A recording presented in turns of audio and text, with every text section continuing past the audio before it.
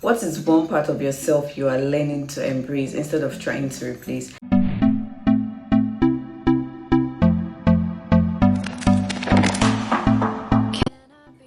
Can I ask you something?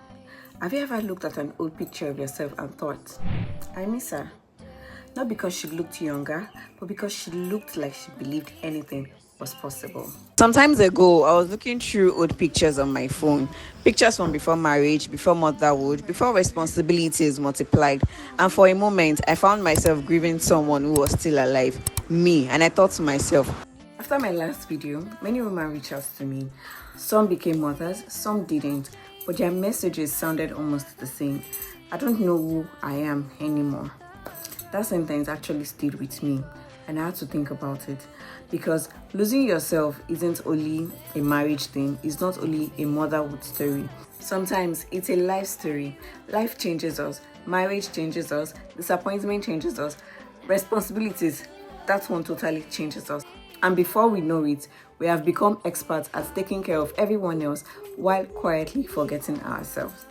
For a long time, I thought healing meant becoming the old Nimat again. The girl who loved the camera, the girl with endless energy, the girl whose plans felt simple. But I don't think that's what Allah is asking of me anymore. Maybe Allah isn't asking us to go backwards. Maybe He's asking us to grow forward. Because the old version of me had dreams. This version has resilience. The old version of me wanted success. This version definitely understands gratitude.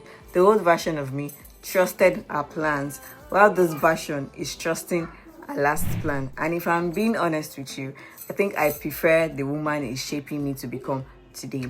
Not because she's perfect, but because she's closer to Him than she used to be. What if I haven't really lost myself after all? Sometimes I find myself questioning the changes I see in me, wondering if I'm drifting further from who I used to be.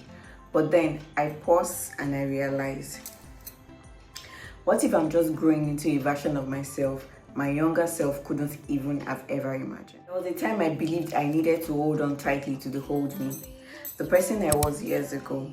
I thought if I had let go, I would lose everything that made me me. But today, I see things differently. Today, I am choosing to stop chasing the woman I used to be. I am letting go of those expectations I placed on myself and the pressures to look, act, or think exactly how I did before. Instead, I am learning to appreciate the journey of growth. I thank Almighty Allah for the opportunity to change, to learn, and to evolve. I am grateful for the challenges and even the struggles that have helped shape me. Each experience, whether it's brought joy or pain, has added new depth to my character. For example, I used to be much more anxious in social situations.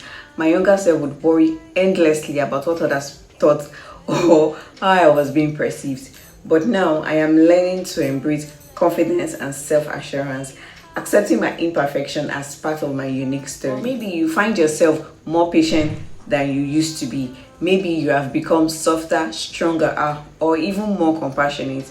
These are changes worth celebrating and not hiding. If you ever struggled with feeling different or outgrowing old dreams, know that you are not alone. Many of us face this moment of doubt, but every step forward is a step towards becoming the person we are meant to be. So I'd love to hear from you. What is one part of yourself you are learning to embrace instead of trying to replace? Share your experience in the comments below. Your story might inspire someone else who is on a similar path.